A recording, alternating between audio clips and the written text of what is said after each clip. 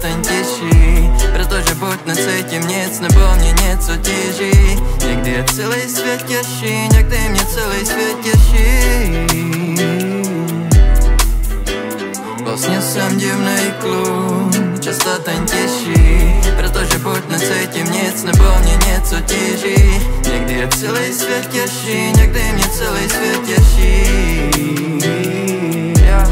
Teď furt divnej man, ale už v tom větší balans mám. Furt mě nejvíc potěší, víc než když v tom dění seš. Tak když ho potom popíšeš, studiovou seš i potom tě potěší i ta nejmenší lenost, co na tomhle světě leží. Lenost mě v hudbě dole nedrží, nádraží směr štěstí, štěstí v nádrži. Jsem na to nádržený, jak když jsem byl malý kluk a chtěl jsem objevovat svět. Někdy cítím, že ta dětská radost je zase zpět.